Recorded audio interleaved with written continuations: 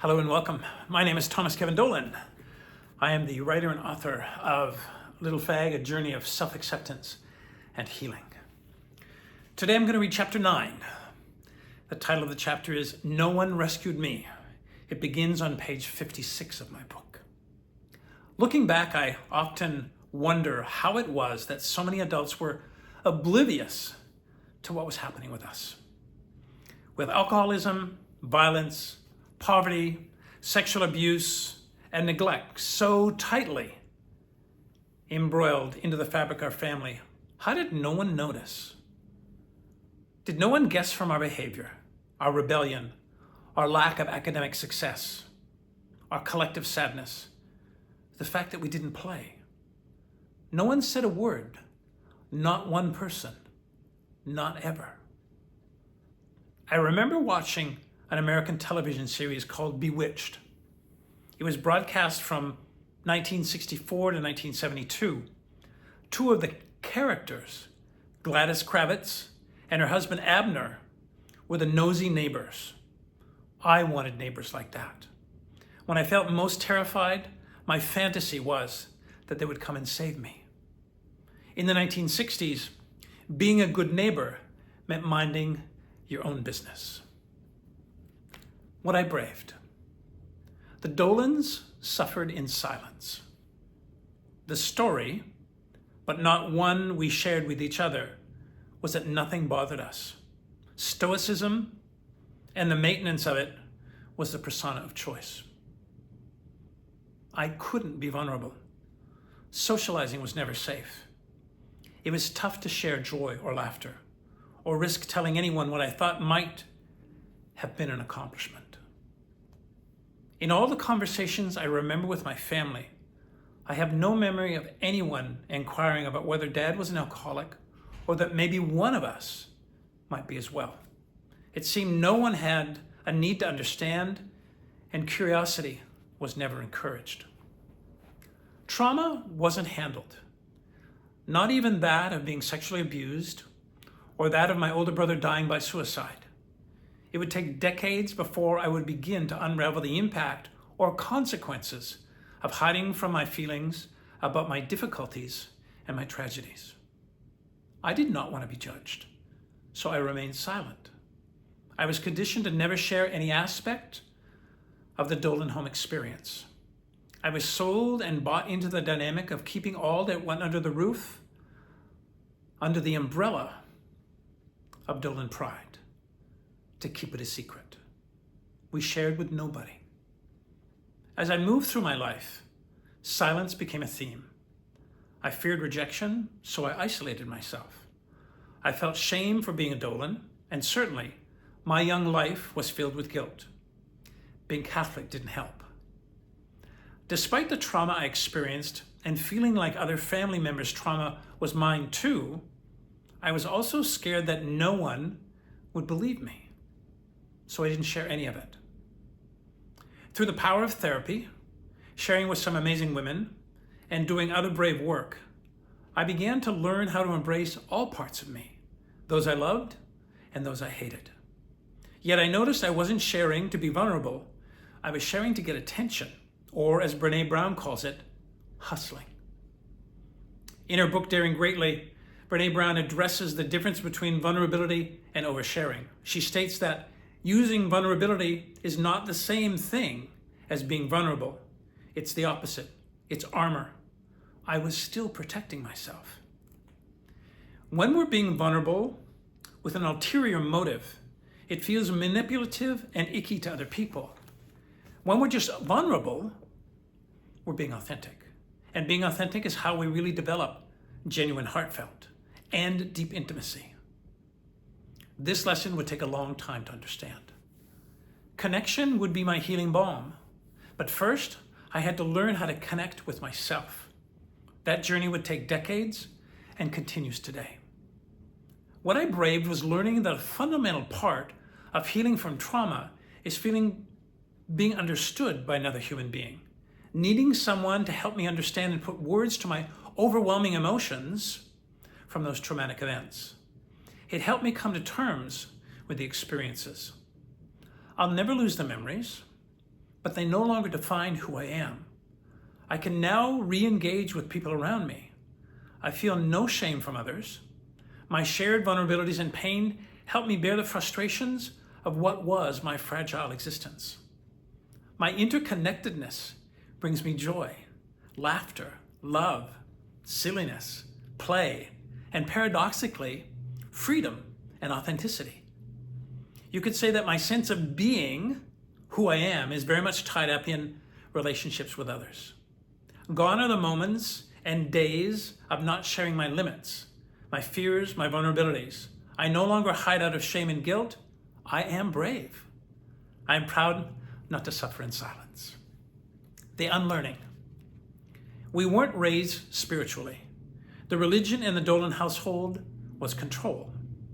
I'm told that parents often opt for controlling their kids because their children are just pushing boundaries and maturing a little faster than the parent realizes. This was not the case with the Dolan brood. There were secrets to protect. That was the primary reason to control. Control the narrative, and the facade of what people thought we were about could stay intact. The tactics to control us and the tactics we in turn learned to control one another were both obvious and subtle. The behaviors ranged from outright criticisms, veiled physical threats, shame, and the most devastating, the silent treatment. We were isolated or collectively isolated from other family members, friends, celebrations, social gatherings, or any other occasions that threatened an opportunity for the world to see or hear about the abuse that was going on. Criticizing was constant. It was about everything. I didn't pick up free tickets that I won as an elementary school boy because only fags go to classical musical concerts. The threats of being hurt were pervasive, and from time to time, as a means to keep her children centered around her, Mom would throw out, I will kill myself if you don't come home right now. Conditional love existed as a means to control. Mom would share, I love you when you score touchdowns, but say anything that went on after you got home from the game, and your siblings will be so disappointed in you. This was shared all too often. Keeping score of past mistakes, using guilt to get me to do things or not do things, and being spied on or otherwise not respecting privacy were part of the list. At times, I felt like a prisoner in my own home. It took a lot of therapy to even recognize how much of a victim I was being in my life. As long as I had my family to blame, there was always someone to feel sorry for me. Accepting responsibility for my actions, even though the Dolan home experience was controlling, meant learning how to be responsible for my life. It was me who needed to decide whether to let them dictate my decisions and choices or to stand up to them. It felt strange that I had to learn how to control whether I reacted respectfully or allowed myself to get overly angry and escalate the situation or circumstance. Using control to counter being controlled felt very strange. What was left out of the Dolan curriculum was the notion that it was my job to be happy, healthy, and a decent human being. If what made me happy wasn't what my parents or siblings envisioned for me, I had to please them, not myself. The unlearning for me was to break away from being controlled. This wouldn't happen in one swift move.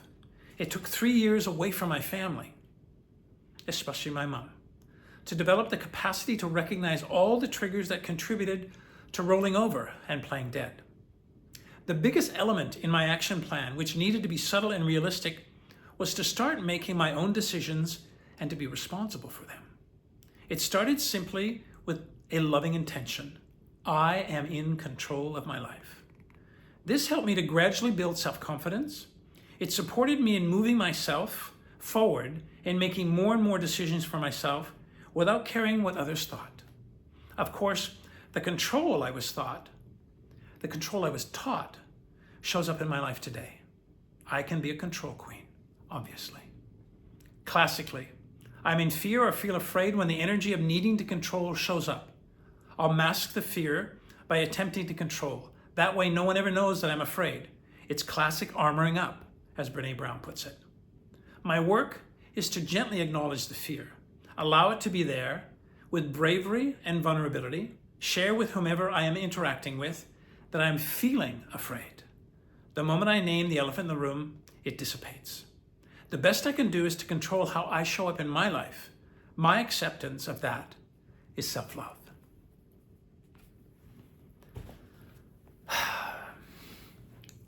I know perhaps it's the Buddhist expression. We control nothing in our lives. But control, the C that I experienced as a Dolan, was a capital C.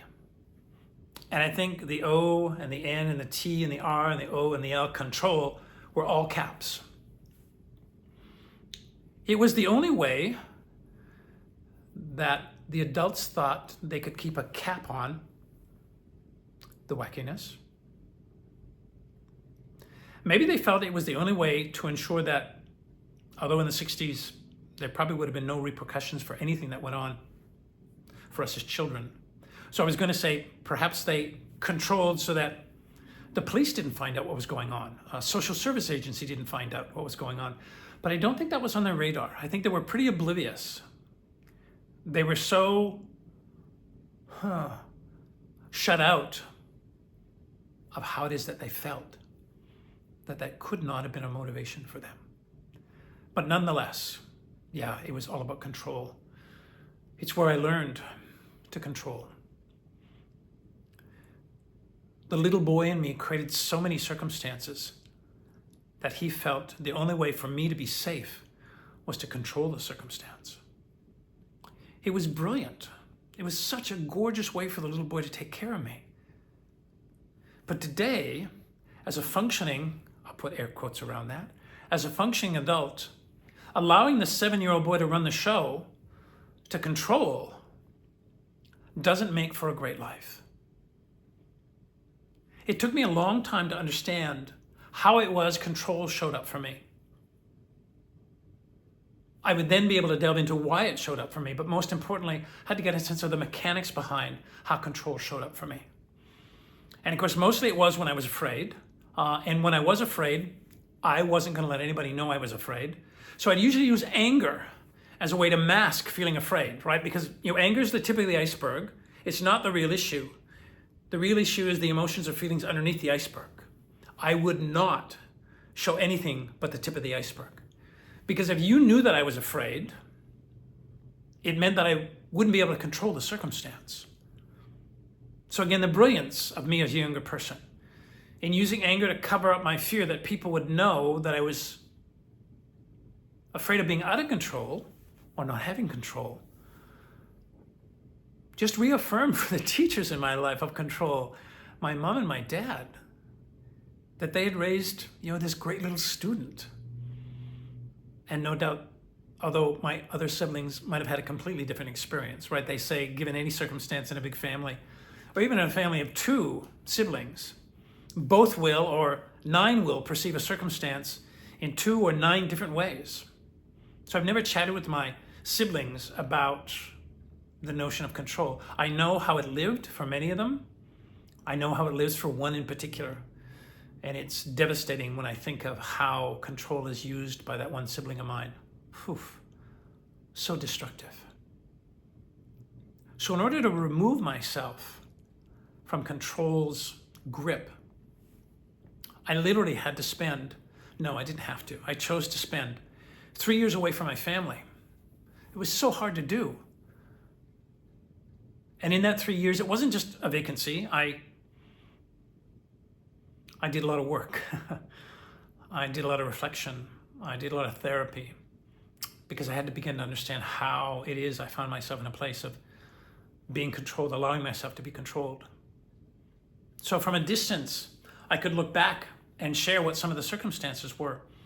And when I was finally ready to come back, I could come back really gingerly. I remember the first visit with my mom after 3 years of not seeing her. A man I was in relationship with at that time said to me, because he knew the pain of what it was like being with her for any period of time. He said to me, "How long do you think you can be with your mom?" And I said to him, "I have no idea, but what I do know is, right, if she begins to storm a boundary, if she begins not to listen to what I have to say, if I begin to be triangulated by her in reference to something she doesn't like that another sibling's all about, I have the tools now to stop that, because I realize now when I didn't stop that, that's when I allowed her to control me. So I said, it might be 17 seconds, it might be 17 minutes, it might be an hour and 17. I don't know that. And I'm okay not knowing that, but I'm trusting and I have confidence now that when that comes up, I can remove myself. I can better take care of myself. So I'm proud to have done the work. I am proud to have created that distance. I'm not sure what I missed, but ultimately, what I didn't allow to continue was to live a life being controlled, right? With a dysfunction that was just so pathological. So for that 3 years, right, I didn't have that energy. That allowed me to breathe. It allowed me to begin to heal, but allowed me to begin to identify the hazard as it came towards me. Therefore, the strength in me got stronger and stronger and stronger.